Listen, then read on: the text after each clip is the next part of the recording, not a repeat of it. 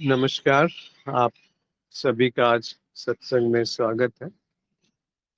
सत्संग अच्छा अवसर है हम सब जहाँ हम आध्यात्मिक विषयों पर या जीवन के संबंधित विषयों पर बात करते हैं।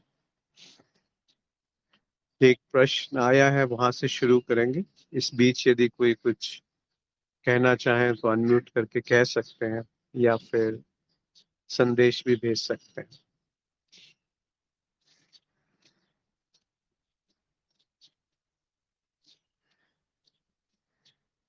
ये पूछा गया था कि स्वधर्म क्या है, यानी अपना धर्म क्या है।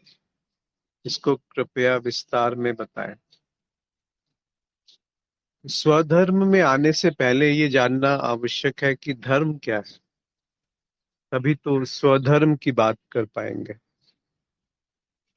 धर्म का शब्द का जो उपयोग है वो बहुत अलग अलग संदर्भ में किया जाता है, और इसी कारण से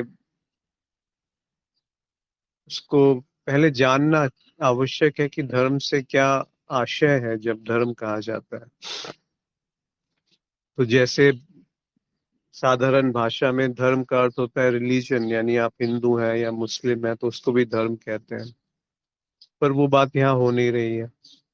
फिर एक पुरुषार्थ जो है उसमें भी धर्म, अर्थ, काम और मोक्ष, धर्म शब्द वहां भी उपयोग आता है कि जो जीवन में उचित है, जो सही है, वो करना धर्म है। पर उससे भी गहरा कुछ होना चाहिए धर्म का अर्थ, जिसमें जो धारण करने योग्य है वो धर्म है, या जिसने सबको धारण किया हुआ है वो धर्म है, जो आधार है सबका, पूरी सृष्टि का। कई बार जो सद्गुण है उनको भी धर्म कहा जाता है, जो नैतिक है उसको धर्म कहा जाता है, जो सही दिशा में जा रहा है जीवन उसको भी धार्मिक जीवन कहा जाता है, धार्मिक व्यक्ति कहा जाता है। पर जब धर्म की बात हम अध्यात्म के संदर्भ में करते हैं तो वो थोड़ा सा भिन्न हो जाता है, थोड़ा अलग हो जाता है। और अगर स्वधर्म की जब बात करी जाती है तो वो शायद भगवत गीता से ही शब्द निकल करके आया है कि स्वधर्म और परधर्म। और एक तरीके से और भी देखा जाए तो भगवत गीता की शुरुआत ही होती है धर्म क्षेत्र कुरुक्षेत्र, यानी कि ये शरीर का जो क्षेत्र है उसको कुरुक्षेत्र कह सकते हैं, शरीर। और जो मन बुद्धि का जो क्षेत्र है उसको धर्म क्षेत्र कह सकते हैं। तो धर्म के अनेक अर्थ प्रचलित मिल जाएंगे, पर जो अध्यात्म के संदर्भ में अगर हमें धर्म को जानना है तो वो है कि जो आपको सही दिशा में ले जाए वो धर्म है, जिससे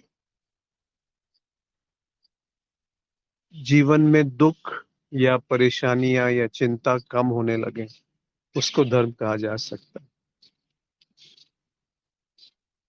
तो स्वधर्म की जब बात होती है तो वहां पर एक ऐसा प्रतीत होता है कि कुछ मेरे जैसे मेरा है, जो मेरे लिए करना उचित है, जिसको मुझे करने में रस मिलता है। जैसे भागवत गीता में कहा गया है कि अपना धर्म निभाते हुए मरना ज्यादा बेहतर है उसके कंपैरिजन में कि आप किसी और का धर्म निभाते हुए लंबा जीवन जी रहे हैं। या अगर कम गुणात्मक भी है तब भी अपना धर्म निभाना बेहतर है उसके धर्म से जो कि ज्यादा गुणों का है। तो इस संदर्भ को कृष्ण ने जब कहा तो उसका आशय थोड़ा सा भिन्न था। वो अर्जुन वहां पर एक तरह से अपने कर्तव्य से भाग रहा था, पलायन था। तो वहां पर उनको वो उपदेश इस तरह से दे रहे हैं कि धर्म, तुम्हारा धर्म क्षत्रिय का है तो तुम्हें युद्ध करना है, तुम्हें भाग करके कुछ मिलेगा नहीं। हम जब अध्यात्म में आते हैं तो अंदर जो हमारे द्वंद्व चल रहा है वो है धर्म क्षेत्र, जहाँ पर सही और गलत में युद्ध चल रहा होता है कि ये करना उचित है कि वो करना उचित है। तो वहां पर जो आप सही का साथ देंगे तो उसको धर्म कहा जाएगा। और स्वधर्म का अर्थ होता है कि जो सहज मेरे स्वभाव में है।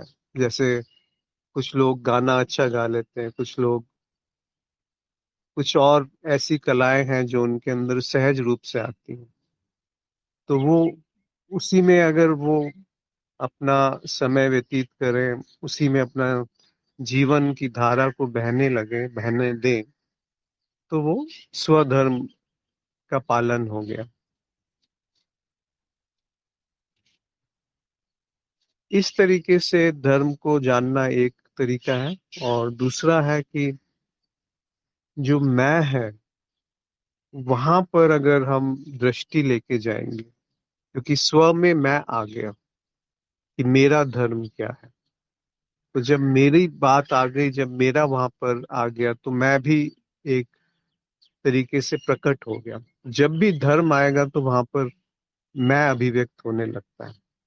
तो वो अध्यात्म से थोड़ा सा दूर हो जाएगा, वो अध्यात्म की बात नहीं रही फिर। क्योंकि अध्यात्म का अर्थ है कि जहां पर जो स्रोत है धर्म का, उसकी तरफ गति होना, उसकी तरफ जाना।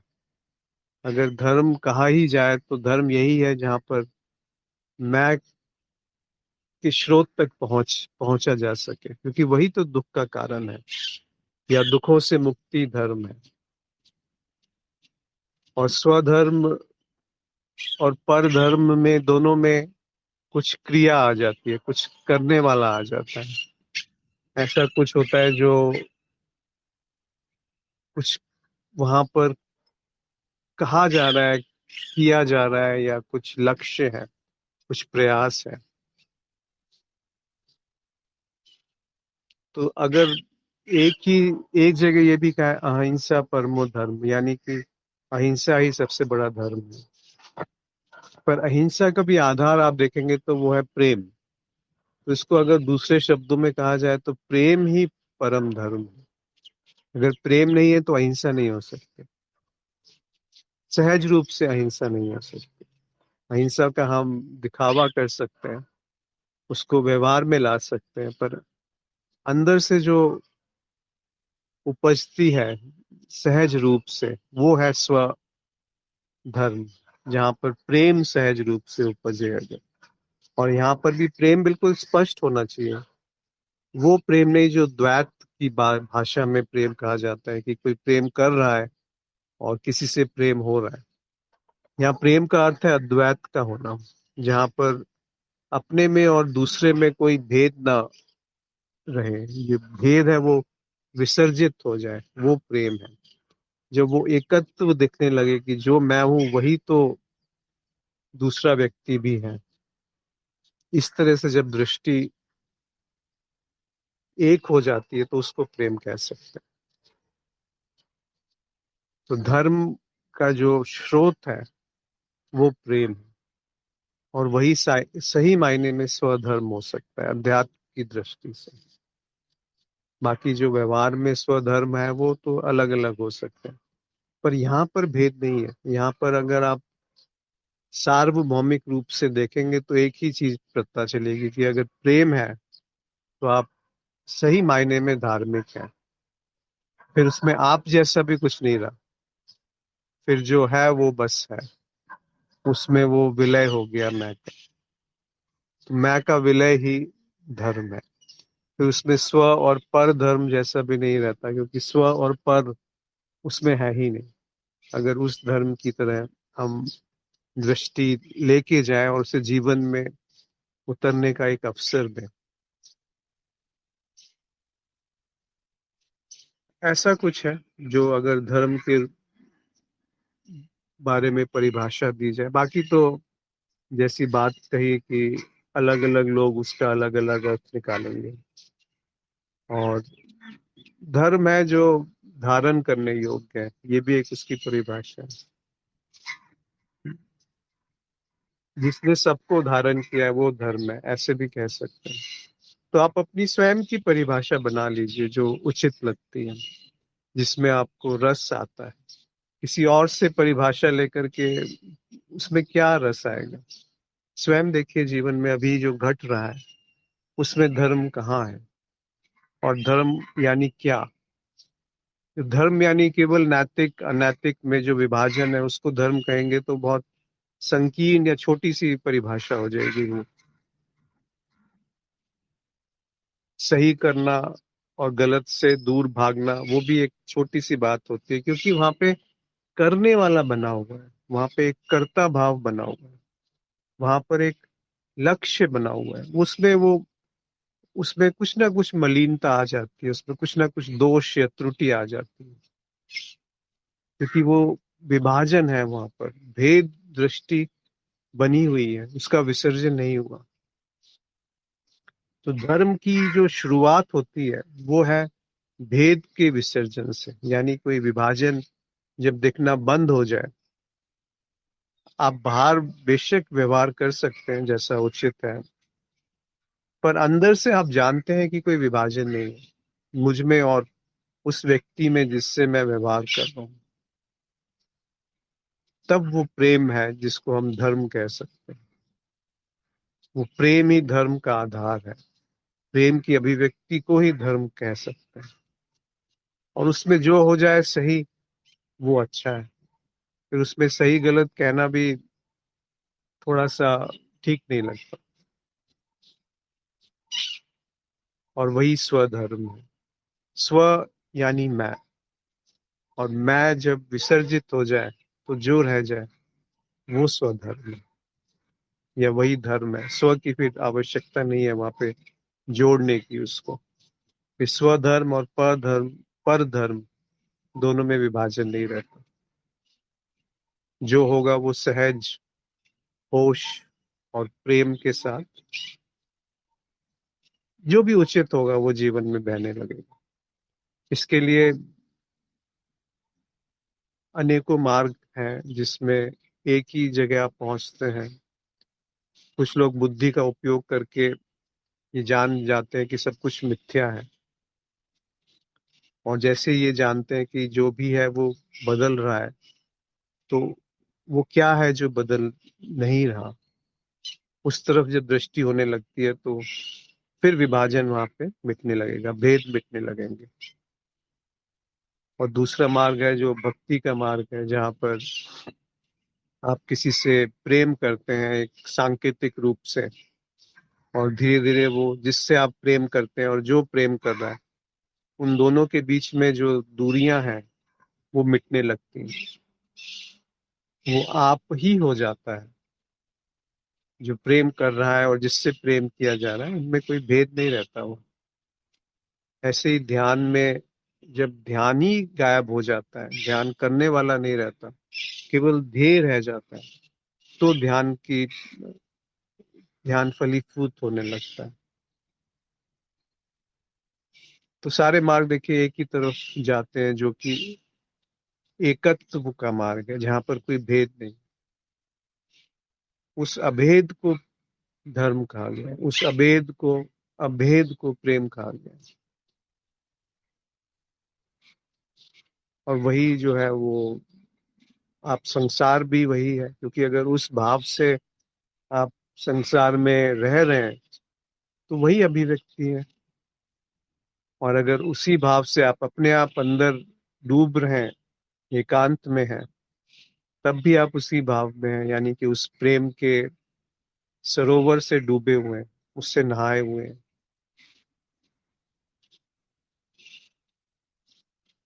तो इस पे कोई अपनी बात रखना चाहें या कहना चाहें, या कुछ और?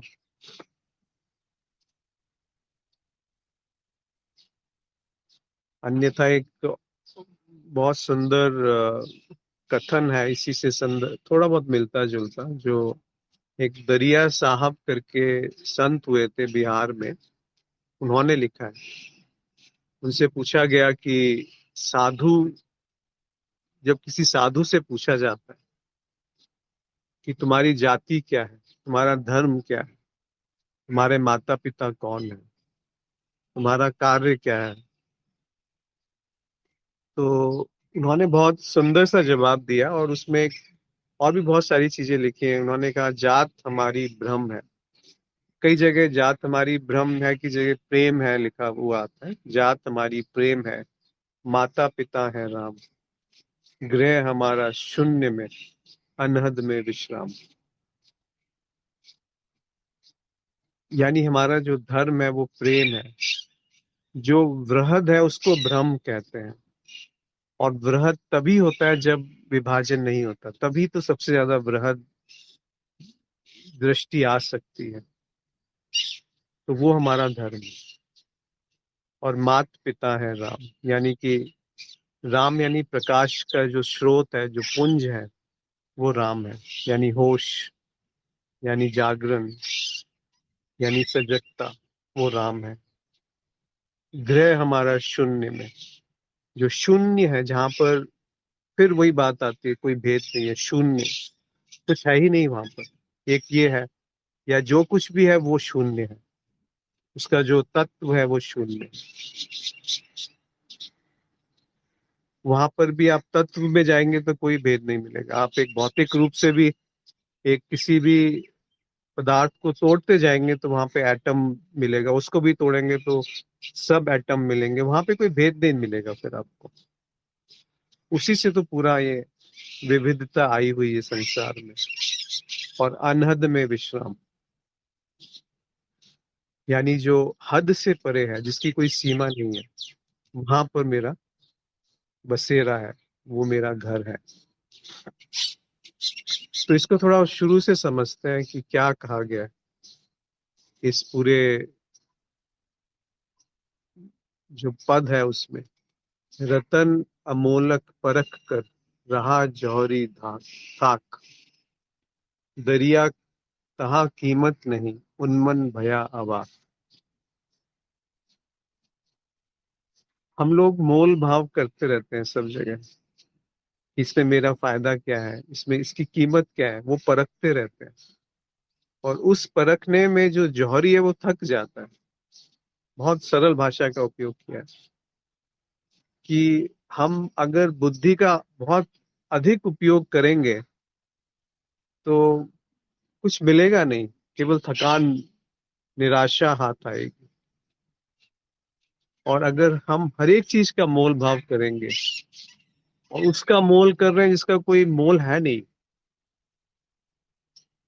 उसका अगर हम मोल लगाने लगेंगे तो बहुत जल्दी निराशा, दुख, थकान, और जीवन ऐसे ही चलता रहेगा। दरिया तहाँ कीमत नहीं, उन्मन भया अवाक। जब ये समझ में आया मुझे कि किसी भी चीज की यहाँ कोई कीमत नहीं लगाई जा सकती, खासकर जो सौंदर्य है, जो आपके अंदर भावनाएं हैं, जो अंतर्दृष्टि है, जो प्रेम है, जो सद्भाव है, उसकी क्या कीमत लगाएंगे आप? और उन्मन भया अवाक, यानी जहां मन से परे की जब दृष्टि आने लगी तो केवल आश्चर्य वहां पे बाकी रह जाता है। ये जो भाव है आश्चर्य का, बड़ा सुंदर है। जैसे बच्चा एक पहली बार देखता है किसी दृश्य को, तो वो आश्चर्य से देखता है, उसको अहोभाव से देखता है। तो मन के परे जब दृष्टि जाती है तो अहोभाव सहज रूप से उत्पन्न होता है। धरती गगन पवन नहीं, पानी पावक चंद न सूरज। वहां न धरती है, न गगन है, न आकाश है, न हवा है, न पानी है, और न अग्नि है, न चांद न सूरज उसको छू पाते हैं। तो सब कुछ वो कह रहे हैं भौतिक रूप से, और मन भी इन सब से ही बना रहता है। सूक्ष्म रूप में जो तत्व है उनसे मन बनता है। मन, बुद्धि, चित्त, अहंकार, मैं, विचार, ये सब सूक्ष्म रूप है इन पंच तत्वों के। और जो सारा ब्रह्मांड बना हुआ है वो भी इन पंच तत्वों से बना हुआ है, सूरज, चांद। तो उनसे भी जो परे है उसकी बात वो कह रहे हैं। जन दरिया रात दिवस की गम नहीं, जहां ब्रह्म रहा भरपूर। वहां पे कोई द्वैत नहीं है, रात और दिन का कोई भेद नहीं है। रात दिन को उन्होंने अच्छा बुरा, सही गलत, पाप पुण्य द्वैत से परिभाषित किया है।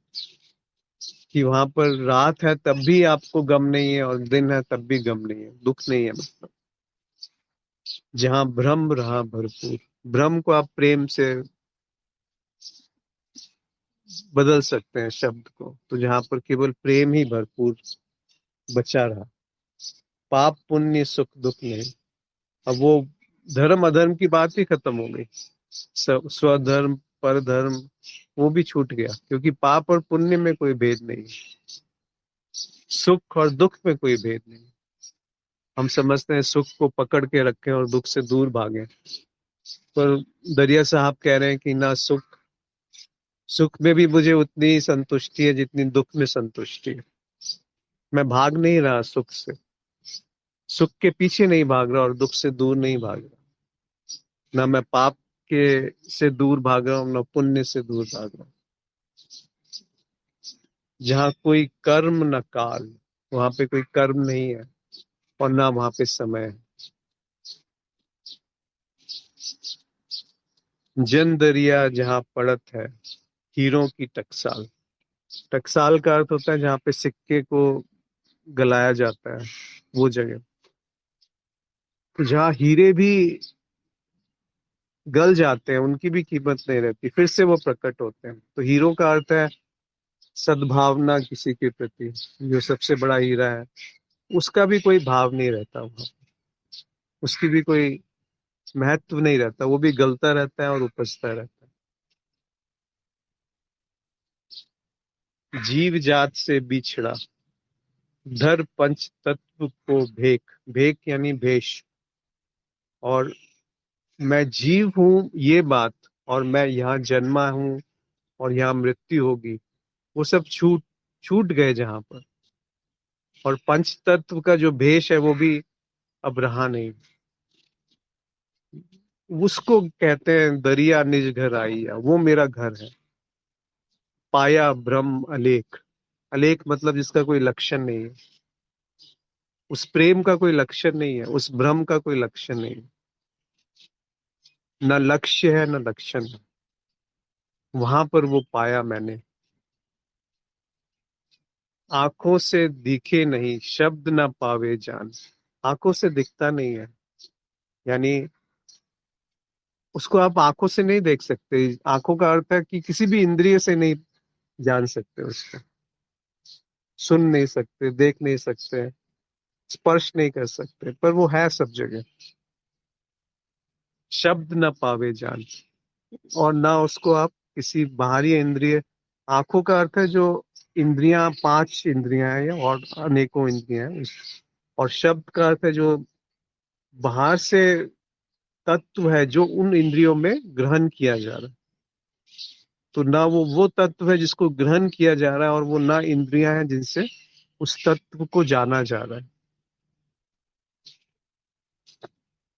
शब्द यानी शब्द, रस, गंध, और जो भी अलग अलग पांच तरह के तत्व होते हैं जिनको इंद्रियां ग्रहण करती हैं, उन दोनों में वो नहीं है।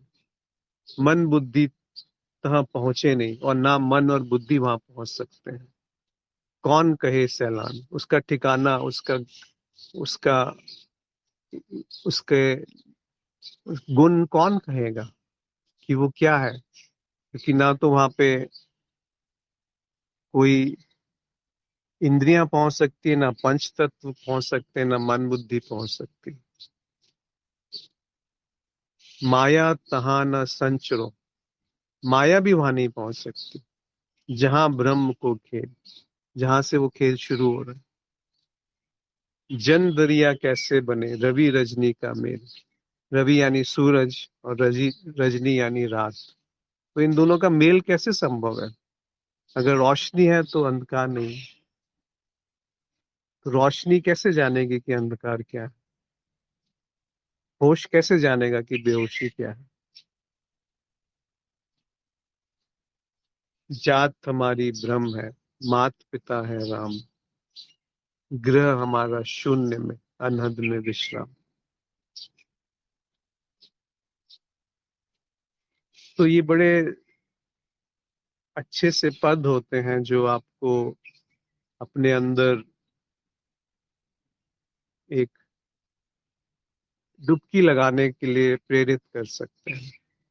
ऐसे पद हैं जो जीवन का सार आपके सामने समेट के रख देंगे। फिर धर्म, अधर्म, पाप, पुण्य, स्वधर्म, परधर्म, ये बातें बहुत छोटी सी लगने लगती है अगर उसका जो मर्म है वो समझ में आने लगा, किस तरफ संकेत किया जा रहा है। वो सब शब्द जो है वो बासी हो जाते हैं, जब कहे गए तब तो बहुत सुंदर है, क्योंकि वहां पे जीवन है, क्योंकि वहां पे वो अनुभूति है जिसके द्वारा वो शब्द कहे गए। हम उनको अगर सुन करके दोहराने लगे या नकल करें तो वो भाव उसमें नहीं है, वो मर्म, वो तत्व, वो सुगंध उसमें नहीं है। इसीलिए अपने जीवन में बेशक थोड़ा कम ही सही, बेशक वो अनुभूति ना सही जो दरिया साहब को हुई हो, पर फिर भी वो जो संकेत है, अगर हम उसकी तरफ देखेंगे तो पहुंच ही जाएंगे, और ऐसे पहुंचेंगे जहां पहुंचने वाला ना हो। जैसे ही वो पहुंचने वाला छूटने लगेगा तो जो आप कहेंगे कि चाहे दरिया साहब हो या कबीर साहब हो या रमन महर्षि हो, कोई भी, या अभी जितने भी जीवित गुरु हैं, कोई भी जो कह रहा है वो वही बात कह रहा है, अलग अलग शब्दों में। किसको कौन सी बात छू जाए कि वो अंधकार से प्रकाश की तरफ गति हो जाए, एक दिशा दिख जाए। एक और जगह कबीर साहब कहते हैं कि वही गुरु सच्चा है, सदगुरु सच्चा है, जो घट में अलख लखावे। यानी इस सीमित जो ये शरीर हैं, भौतिक शरीर और सूक्ष्म शरीर और कारण शरीर, इनमें भी वो उसकी ज्योति, उसकी ज्योति जला देता है जिसका कोई लक्षण नहीं है, जिसका कोई गुण नहीं है। वो गुण अभिव्यक्त कर देता है इस शरीर में। और सदगुरु का अर्थ है वो कीमिया, वो कला जिससे कि ये प्रकट हो जाए।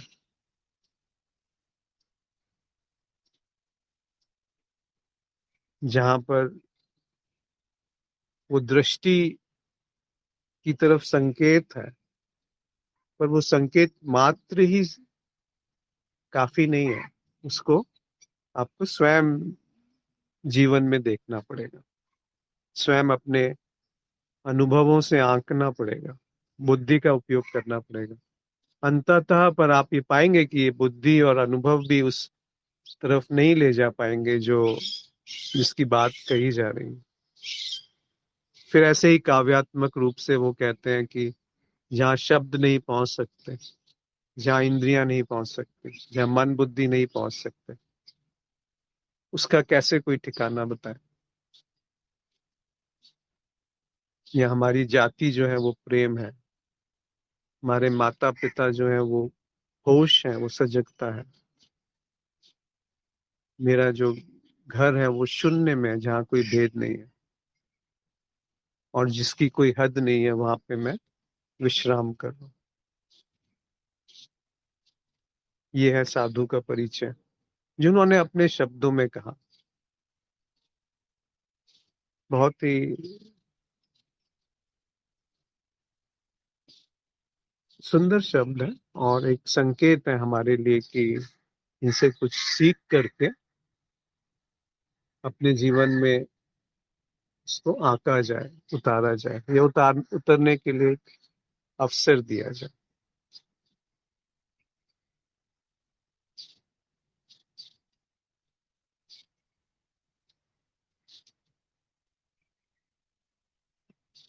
कोई इस पे कुछ कहना चाहते हो या किसी और विषय पे बात करना चाहते हैं तो अवश्य उनका स्वागत है।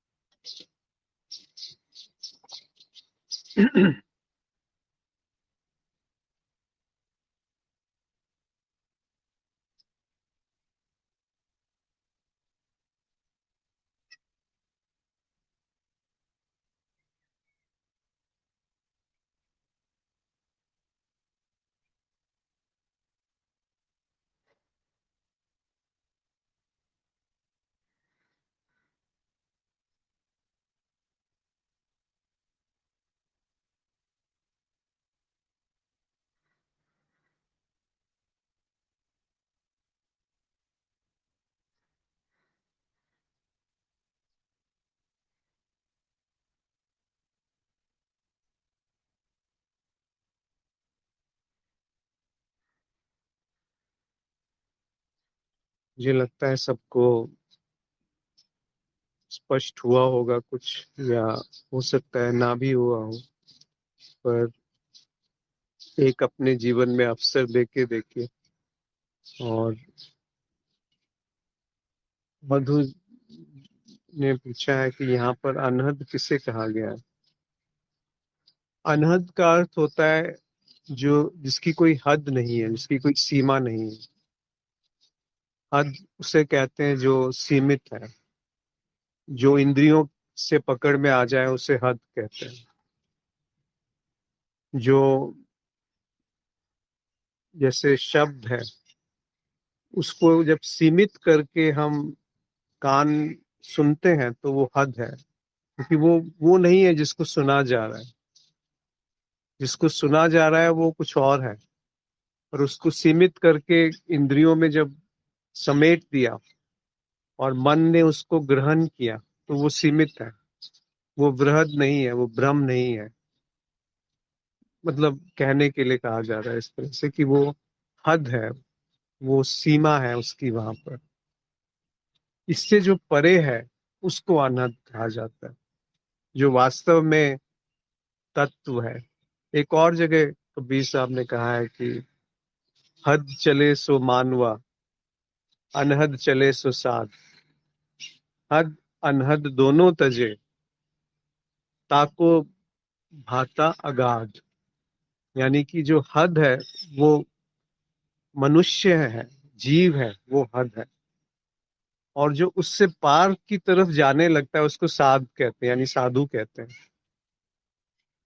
पर जो हद और अनहद दोनों को एक तरह से छोड़ देता है, त्याग देता है, उसको भाता अगाध। अगाध यानी, अब वो काव्यात्मक रूप से कहा है कि हद और अनहद दोनों के परे जो है वो है जिसको अगाध कहा है, जिसकी गहराई नहीं पता चल सकती, जिसका विस्तार नहीं पता चल सकता, जो वास्तव में ब्रह्म है।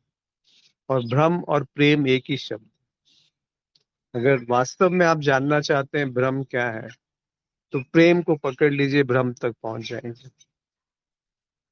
और कोई उसका लक्षण नहीं है जो उतना करीब हो ब्रह्म शब्द के। और प्रेम का अर्थ है जहां पर दो नहीं है। जब मैं था तो हरि नाही, अब हरि है तो मैं नहीं। प्रेम गली अति साकरी, तामे दो न समाये। तो वो हरि को भी प्रेम से ही संबोधित कर रहे हैं कि जब मैं है तो प्रेम नहीं है, और जब प्रेम है तो मैं नहीं है। प्रेम की जो गली है वो इतनी संकरी है कि वहां पे दो आ ही नहीं सकते। और दो क्या है, मैं और प्रेम।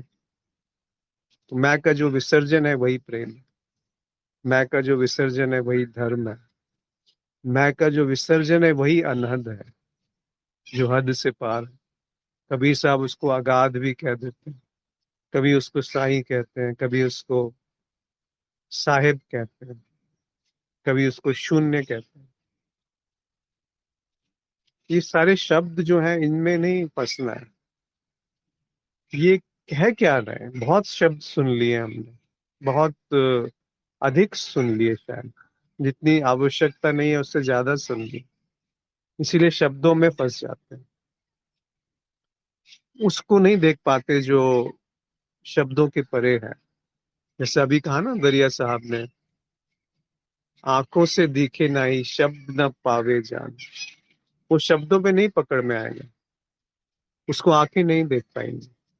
आंखें यानी सारी इंद्रियां, और शब्द यानी सारे तत्व जिनको आंखें या कोई इंद्रिय ग्रहण कर सकती है। और ना मन और ना बुद्धि वहां पहुंच पाएगी, तो कैसे कोई उसको बयान करे? पर इसका अर्थ ये नहीं है कि उसको जाना नहीं जा सकता। वो वही सच्चा गुरु है जो घट में उस अनहद को प्रकट कर दे।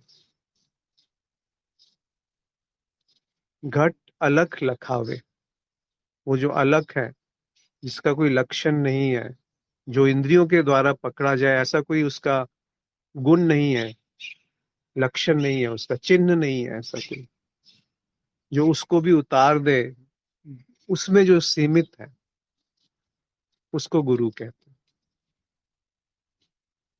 और गुरु कोई व्यक्ति ना समझे कभी भी।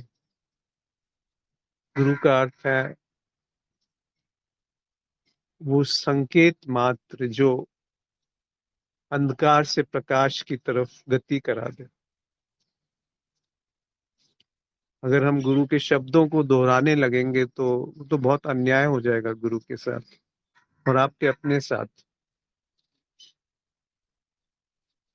जो मन है वो बहुत आसानी से दोहरा देता है, और दोहराते दोहराते ये भ्रम होने लगता है मन को कि मैं जान गया, मैं समझ गया, मैं ज्ञानी हो गया, मैं प्रेमी हो गया। आप देखेंगे यहाँ मैं जो है वो एक कॉमन सूत्र है, एक सब में पाया जा रहा है, हर वाक्य में वो पाया जा रहा है। बेशक आप कहें नहीं, पर अंदर तो वो मौजूद है, अपनी पूरी पूरी महानता के साथ, ग्लोरी के साथ मौजूद है। पहले तो दिख भी जाता था, अब तो दिखता भी नहीं है। अब तो वो बहुत सूक्ष्म हो गया है। कभी वो मन साक्षी बन करके प्रकट हो जाता है, कभी वो मन अपने आप को कुछ भी मान बैठता है कि मैं ही ब्रह्म हूँ। ब्रह्म को यहाँ प्रेम से समझिए, और प्रेम में जहाँ द्वैत ना हो।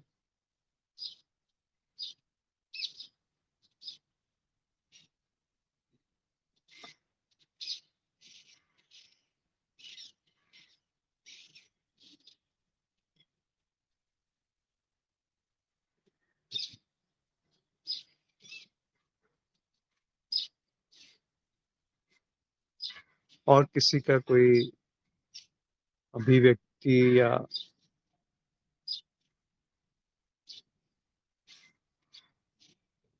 कोई ऐसी चीज जो तर्क संगत ना हो। वैसे तो जो भी कहा जाएगा वो तर्क से परे है, पर फिर भी थोड़ा बहुत तो तर्क में बैठना चाहिए, थोड़ा बहुत तो अनुभव में आना चाहिए।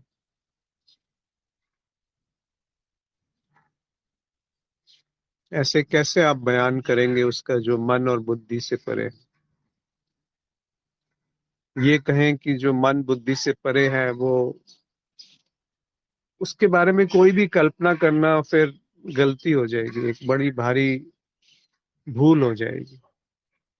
क्योंकि बुद्धि वहां पर जाकर के ये बोलेगी कि मैं जानता हूं वो शून्य है, मैं जानता हूं जो वहां कोई परिवर्तन नहीं होता, मैं जानता हूं वो सत्य है। कैसे जान रहे हो आप? वो जो खुद असत्य है, वो कह रहा है कि मैं जानता हूं। जैसे एक विचार कह रहा है कि मैं जानता हूं कि वो विचार कहाँ से पैदा हो रहा है, कैसे कह पाएगा वो? मैं एक विचार है, सारी की सारी बुद्धि जो है वो एक विचार से ज्यादा कुछ नहीं है। आप सबसे ज्यादा विकास क्रम में अगर पहुंचेंगे तो विचारों पे पहुंचेंगे ना। और उसका भी जो पराकाष्ठा है वो मैं है, होना। वो भी तो विचारों में ही आप जान रहे हैं कि मैं हूं। उस अलक्षण अलख को आप हद में बांधने का प्रयास करें। वो प्रयास जो है वो विचार है, जो मैं का विचार है। वहीं से तो भेद शुरू होता है, वहीं से तो सारे विभाजन की शुरुआत है। वहीं से तो दुख की शुरुआत है, और वहीं से प्रेम से दूरी बढ़ती जाती है। जैसे ही मैं उत्पन्न हुआ, वैसे ही तुम उत्पन्न हो जाओगे। मैं और तू, अहम और इदम, ये सबसे पहला द्वैत है। जैसे ये भेद, मैं साक्षी और वो साक्ष्य, यही तो सबसे बड़ा पहला भेद है। इसको अलग अलग तरीके से लोगों ने कहा है, अहम इदम, दृष्टा दृश्य, साक्षी साक्ष्य। पर बात तो वही कही जा रही है कि जब ये दो दो ना रहे, तब क्या है? तब जो बचा रहा, तब भी जब जो बचा रहा वो प्रेम है। उसी को भ्रम कहा। जिन्होंने अपने अलग तरीके से उसको बयान किया तो उसको भ्रम कह दिया, अनहद कह दिया, जिसमें कोई हद नहीं है, जिसमें कोई विभाजन नहीं है। हद एक विभाजन की तरफ संकेत करता है। ये एक सीमा रेखा है, वो हद है। एक मन की भी हद है। एक तो हद होती है जो भौतिक रूप से हद होती है, एक हद है जो मन की हद है। मन कहाँ तक जा सकता है? मन कहाँ गति करता है? मन केवल ज्ञात में गति करता है, जो जाना जा सकता है उसके द्वारा, चाहे वो इंद्रियों के द्वारा कोई संदेश हो, या कोई विचार हो, या कोई छवि हो। बिना शब्दों के छवि हो, वो भी तो छवि है। उसके भी परे जो भावनाएं हैं, वहां पे भी जा सकता है मन।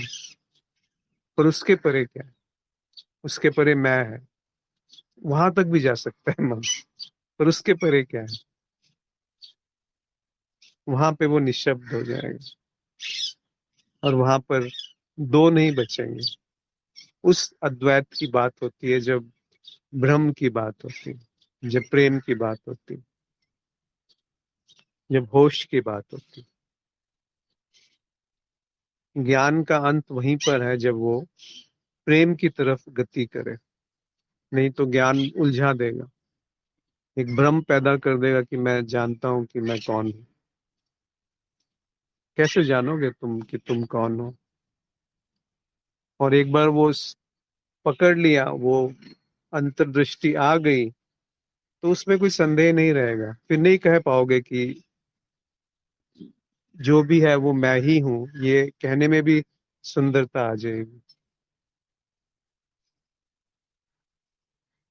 अगर वो अंतर्दृष्टि से शब्द आए, ना कि वो सुने हुए हो, ना कि वो पढ़े हो, ना कि वो माने हुए हो, ना कि वो बुद्धि से उपजे हो, जो बुद्धि के परे चला गया, मन और बुद्धि, उसके परे से जो रस है, उसको होश कहते हैं।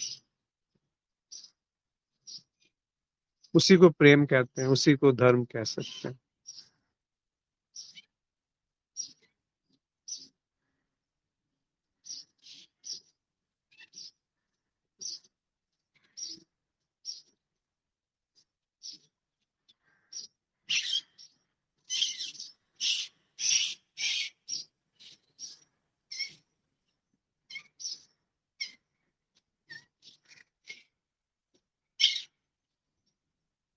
यहाँ पर सामने एक पेड़ है, उसमें बहुत सारे तोते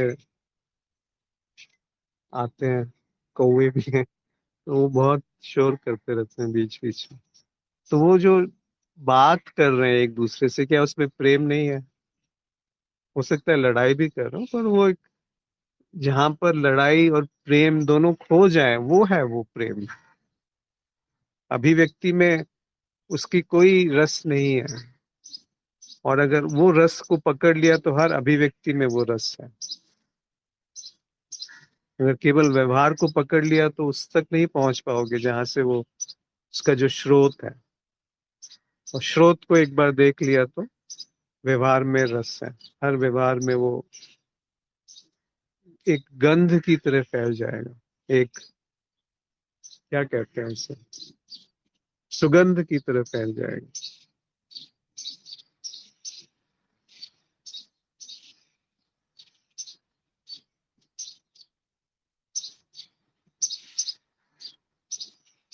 मधु जी ने लिखा है, पक्षियों के कलरव भी सत्संग से लगते हैं।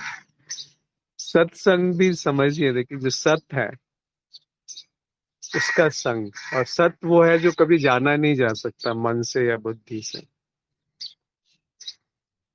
तो जब उसका संग होने लगे तो आपने सही कहा, फिर पक्षियों का जो कलरव है वो भी संगीत है,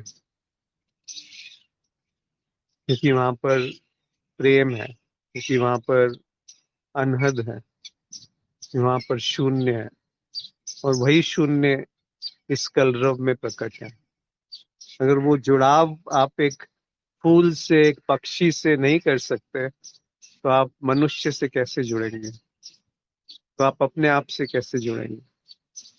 एक बार आप अपने आप से जुड़ गए तो हर पक्षी से आपका संबंध हो जाएगा, हर फूल से आपका संबंध है, हर सूर्य की किरण से आपका संबंध है, हर भाव में आपका वही एक एक भाव बहेगा जो पूर्ण है, जो सौंदर्य है, जो मधुर है।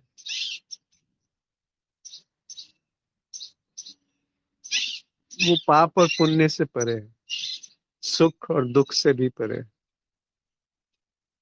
बुद्धि और मन से भी परे, भावनाओं से भी परे। हम उस वहां तक नहीं जा सकते, क्योंकि जो भी जानेंगे वो बुद्धि में ही जान पाएंगे, जो भी जानेंगे वो मन में ही जान पाएंगे। और जिसको हम मन कहते हैं वो केवल एक व्याख्या है उसकी, जो असत्य है। जो सत्य की व्याख्या है वो असत्य ही होगी, और जो सत्य का प्राकट्य है वो असत्य में होते हुए भी सत्य हो ही रहेगा।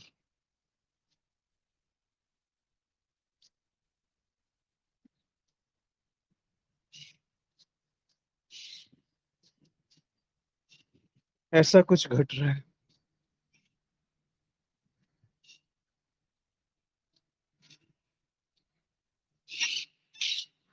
कोई मित्र कुछ कहना चाहें, या अभिव्यक्त करना चाहें, या कोई बात जो सही नहीं लग रही है, कोई ऐसी चीज जो आपके अपने अनुभव और तर्क से मेल नहीं खा रही है,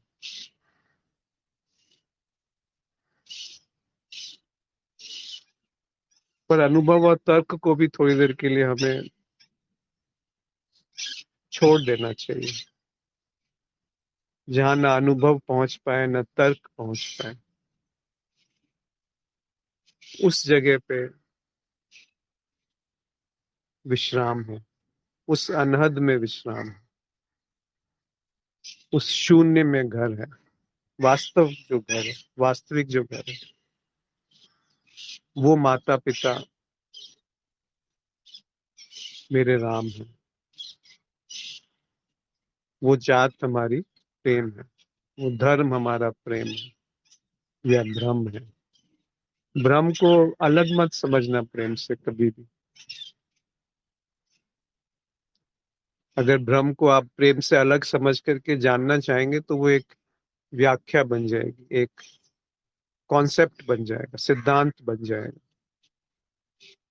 जो वृहद है, जहाँ कोई सीमा नहीं है, जहाँ कोई विभाजन नहीं है, जहाँ दो नहीं है, वो प्रेम है, और वही ब्रह्म है। वो इतना मुक्त है कि वो अपने आप को बांधने में भी मुक्त है। ऐसा कुछ खेल है। अपनी कल्पना कर लेता है कि मैं बंधा हूं और मैं मुक्त होने का प्रयास कर रहा हूँ। इसी को तो लीला कहते हैं। कोई सपने में भाग रहा है तो क्या वो सत्य है? वैसा ही सपना एक जागृत अवस्था में चल रहा है।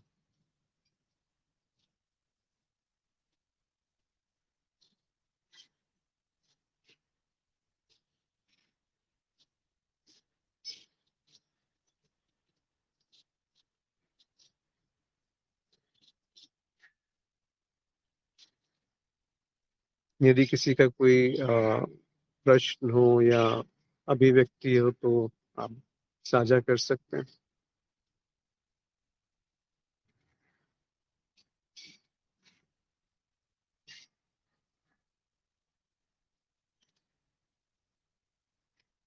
ये सब बातें जो कही जा रही हैं, कि ऐसा तो नहीं ये सैद्धांतिक प्रतीत होती हो कि ये केवल कहने के लिए कहा जा रहा है।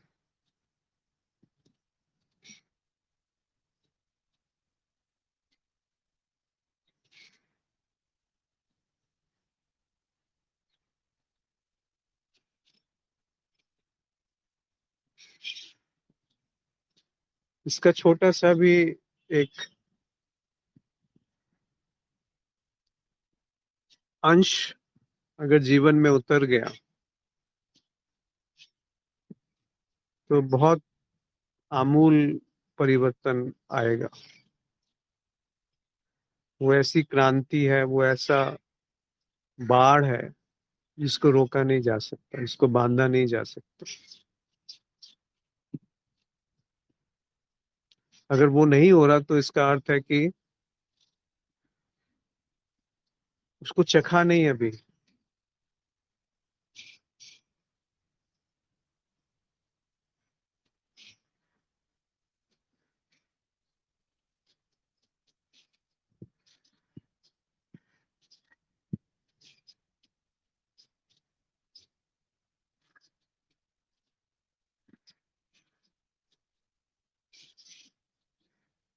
चखना महत्वपूर्ण है। बुद्धि में उसका जुगलबाजी करना ठीक है, हो सकता है वो किसी तरफ आपको ले जाए, पर वही चीज बार बार चलती रहे तो उससे पार जाना ही पड़ेगा। नहीं तो वही एक बड़ा उलझन पैदा कर देगा। एक तरह से वो उस पे पर्दे का काम करेगा। जो वास्तविकता है, जो सत्य है, जो प्रेम है, जो ब्रह्म है, जो ब्रह्म का तत्व है वो प्रेम है, और जो प्रेम का तत्व है वो ब्रह्म है।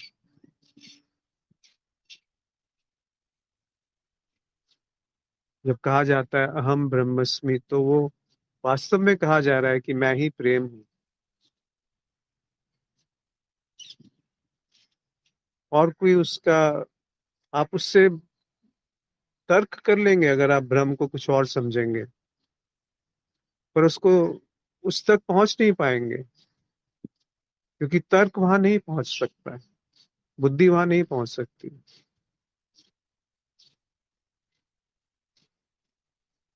पर प्रेम आप चख सकते हैं। उसका जो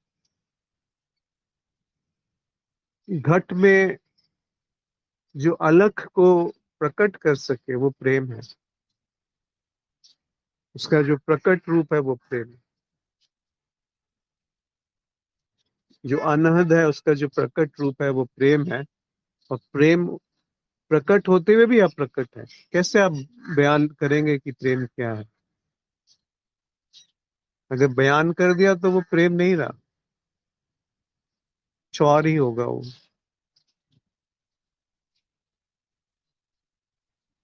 उसको हल्के में नहीं लें कि आप प्रेम को जान पाएंगे। अगर आप हैं तो प्रेम नहीं है। जहाँ आपका विलय है वहां प्रेम का उदय है।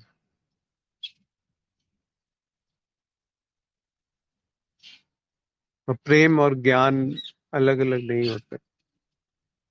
ये ज्ञान की प्रेम क्या है, उसके पूरे स्रोत तक,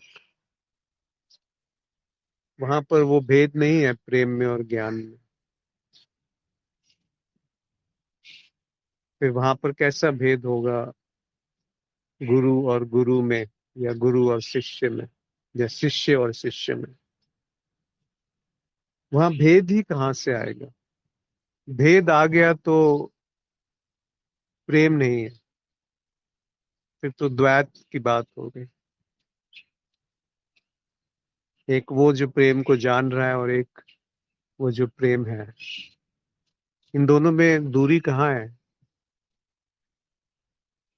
अगर प्रेम को जानने वाला प्रेम ही नहीं हुआ तो प्रेम हुआ कहाँ? प्रेम होकर के ही तो प्रेम को अभिव्यक्त किया जा सकता, नहीं तो वो केवल उसके बारे में कुछ कहा गया है, पर वो नहीं है जिसके बारे में जो कहा गया है। जिसके बारे में जो कहा है वो उससे भिन्न है। जो कहा जा रहा है वो विचार है, वो तर्क है, वो एक व्याख्या है, एक छवि है, एक प्रतिक्रिया है, एक संवाद है। और उसमें जो बह रहा है वो कुछ और है। उसको आप कैसे पकड़ेंगे? इंद्रियों के माध्यम से, या मन के माध्यम से, या बुद्धि के माध्यम से?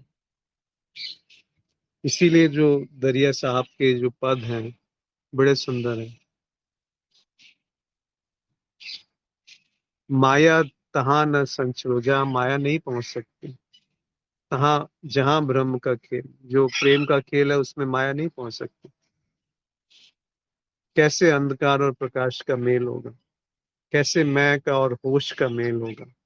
कैसे मैं और प्रेम का मेल होगा? कैसे मैं और ब्रह्म का मेल होगा? जब तक ये केवल शब्द है तब तक इनका अर्थ भी आप ढूंढने का प्रयास करेंगे, पर जहाँ शब्द और अर्थ दोनों का कोई मायने नहीं है,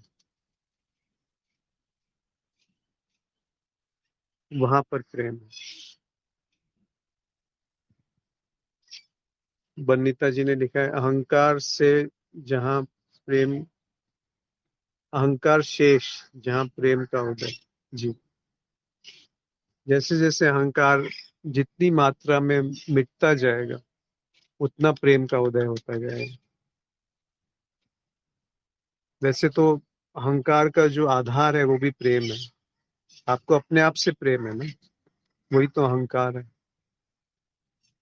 बस इस अपने आप से जो प्रेम है उसके स्रोत पे पहुंच जाइए तो प्रेम तक पहुंच जाएंगे। फिर वो अपना आपा छूट जाएगा। अपना आपा छूटेगा तो दूसरे का आपा भी छूटने लगेगा। दूसरे की जो छवि है, आपा यानी छवि, वो टूटने लगेगी। उसका जो मौलिक है वो मेरी छवि है, कि मैं अच्छा हूं, मैं बुरा हूं, मैं सही हूं, मैं गलत हूं, मैं पुरुष हूं, मैं स्त्री हूं, मैं बूढ़ा हूं, मैं जवान हूं, मैं ज्ञानी हूं, मैं भक्त हूं। ये सब आपा है, मेरा आपा। जब मेरा आपा टूटेगा तो तुम्हारा आपा भी टूटेगा। फिर आप दूसरे को जज नहीं करोगे कि वो सही है या वो गलत है, वो अच्छा है कि वो बुरा है। बस वो है जैसे मैं है। फिर वो है और मैं है केवल है में विलीन हो गए। उसी को प्रेम कहा गया। वहां दो नहीं रहे, दो की जगह ही नहीं है। दो हो गए तो प्रेम नहीं हुआ, और प्रेम है तो दो नहीं हो सकते।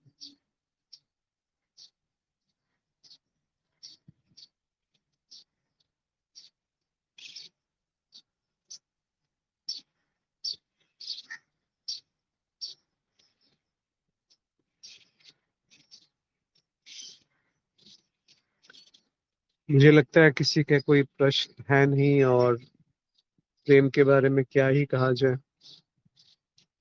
कहने से भी कोई उसका फायदा नहीं है। आपने लिखा है बंदिता जी ने कि मैं ही अहंकार है। जी। देखिए, शब्दों का कुछ भी उपयोग हो सकता है। आप उसको मैं कहें, या साक्षी कह दें, या भगवान कह दें, या होना कह दें, उपस्थिति कह दें, होश कह दें, कुछ भी कह सकते हैं, या अहंकार कह दें। उसके मर्म को पकड़िए कि कहा क्या जा रहा है, किस तरफ संकेत है। क्या वो संकेत उस स्रोत की तरफ है जहां से मैं उत्पन्न हो रहा है? अगर उस तरफ आपकी दिशा है, आपकी नहीं, उस तरफ अगर दिशा है, तो आप कोई भी शब्द उपयोग कर सकते हैं। चाहे वो मैं कि सब कुछ हूँ या मैं कुछ नहीं हूँ। फिर उन शब्दों का कोई अर्थ नहीं रहता ना। जो गुण है, या आप उसको किसी और भाषा में कुछ और कह दें, उसका स्वाद तो मीठा ही रहेगा। तो वो स्वाद वो महत्व है। स्वाद है। नमस्ते गुरुजी। नमस्कार। नमस्कार।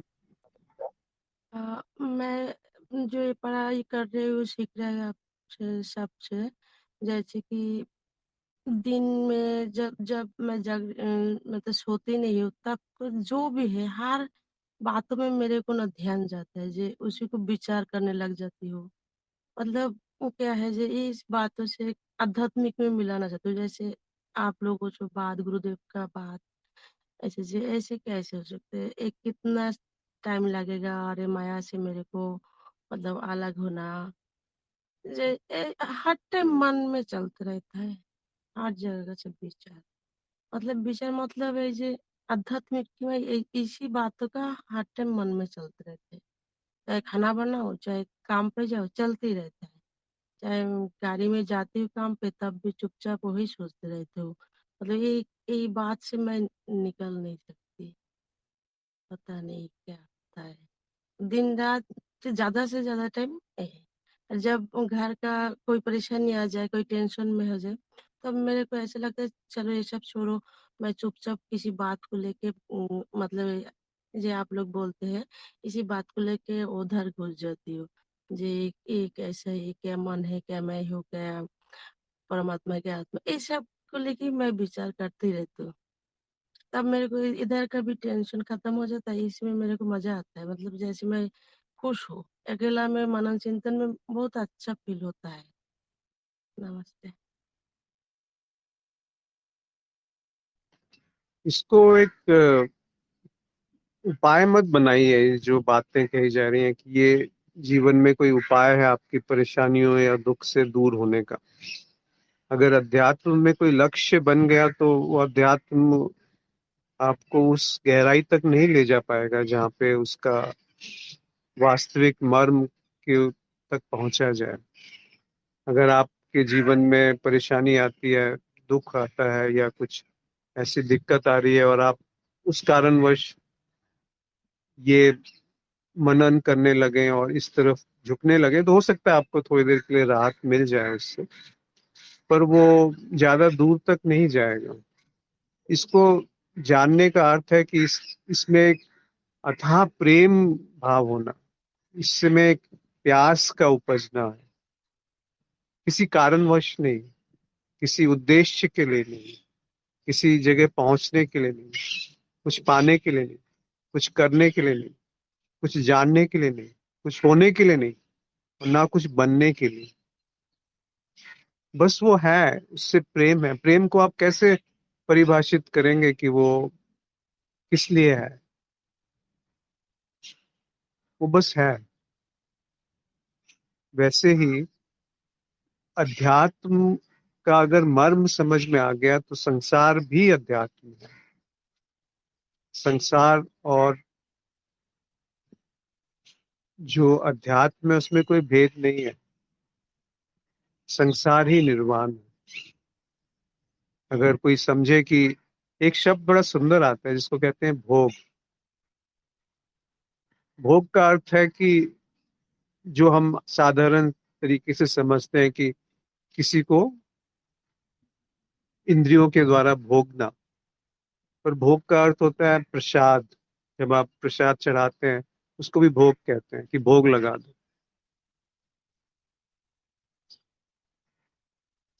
तो वो प्रसाद है। ये जीवन एक प्रसाद है। जीवन एक भोग है। और वो भोग अगर जीवन है तो भोग में ही योग है। योग, भोग में योग का अर्थ क्या होता है कि जो सत्य है वो भोग में भी मौजूद है। ऐसा नहीं है कि आप संसार को छोड़ के जाएंगे जंगल में तो वहां पे आप सूरज का भोग कर रहे हैं, हवा का भोग कर रहे हैं, पानी का भोग कर रहे हैं, भोजन का भोग कर रहे हैं, अपने होने का भोग कर रहे हैं। भोग तो है। तो फिर तो भोग में योग जो है, जो गुरु भोग में योग सिखा दे वो वास्तव में मुझे प्रिय है। कबीर साहब कहते हैं, सदा आनंद फंद से न्यारा, भोग में योग सिखावे। सदा आनंद, उसकी कल्पना नहीं करनी कि वो आनंद क्या है। फंद से न्यारा, कहीं फंसता नहीं है, बंधता नहीं है वो। और भोग में योग सिखावे। ज्यादातर ये कहा जाता है, इसको छोड़ दो, उसको छोड़ दो, उसको छोड़ दो, तब तुम त्यागी हो, तब तुम योगी हो, तब तुम ज्ञानी हो, तब तुम भक्त हो। पर वो छोड़ने वाला तो बना हुआ है ना, वो त्याग करने वाला तो बना हुआ है ना।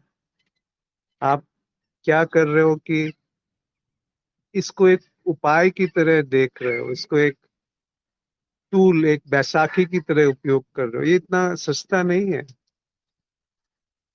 ये जो अध्यात्म है ये सस्ता नहीं है। उसको किसी बैसाखी की तरह मत उपयोग करना, सीढ़ी की तरह मत उपयोग करना कि इसको चढ़ के कहीं और पहुंच जाऊंगा या पहुंच जाऊंगी। फिर तो आपने बहुत छोटा कर दिया उसको, बहुत सीमित कर दिया, हद में बांध दिया। वो जो अनहद है, उसको हद में क्यों बांधना चाहते हो? कौन है जो अनहद को हद में बांधेगा? वो प्रेम है। अगर वो प्रेम की मिठास चख ली, फिर क्या संसार आपको तंग करेगा? कौन सा भोग आपको सताएगा? या वो भोग उस भोग से परिवर्तित होकर के प्रसाद के रूप में भोग बन जाएगा। हर अभिव्यक्ति एक प्रसाद है, हर शब्द एक प्रसाद है, हर भाव एक प्रसाद है, होना मात्र एक प्रसाद है। वो है भोग, और वो है योग, और वो है भोग में सत्य का योग। वो सत्य जो बुद्धि से नहीं जाना जा सकता, वो सत्य जो, कैसे उसको बयान करोगे, कैसे उसको आप शब्दों में बांधोगे? पर ऐसा कौन सा शब्द है जो उसमें नहीं बंधा हुआ, जो उसमें नहीं डूबा हुआ? पहचान लोगे आप, अपने आप पहचान लोगे। और वो पहचान जो है, वो कोई सिखा नहीं सकता आपको, कोई दे नहीं सकता। कोई आपको आशीर्वाद दे दे और वो पकड़ में आ जाए, ऐसा नहीं होता। कृपा, वो कृपा वैसी कृपा नहीं है जिसको हम कृपा समझते हैं कि कोई गुरु सिर पे हाथ रख देगा तो वो समझ में आ जाएगा। वो बात हो नहीं रही। गुरु तो इतना करुणामयी होते हैं कि वो सबके सिर पे हाथ रख दे, तो सब लोगों के अंदर वो प्रकट हो जाना चाहिए ना तत्क्षण। क्यों नहीं होता? प्यास नहीं जगी। वो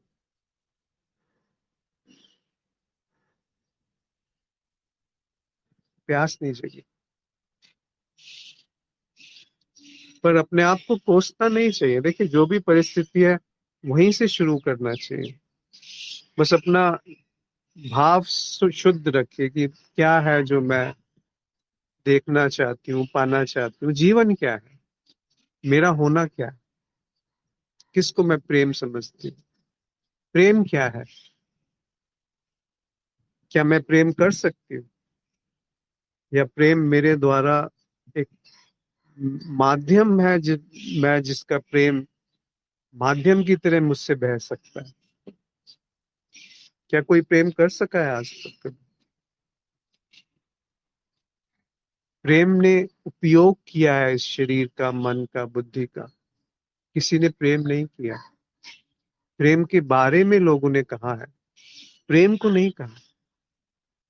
प्रेम के बारे में आप व्याख्या कर सकते हो, पर वो प्रेम थोड़ी है। प्रेम ही ब्रह्म है। अगर ब्रह्म को जानना है तो प्रेम को जान लो, तो ब्रह्म को जान जाओगे। अगर उसको आप बुद्धि में समाना चाहते हो तो।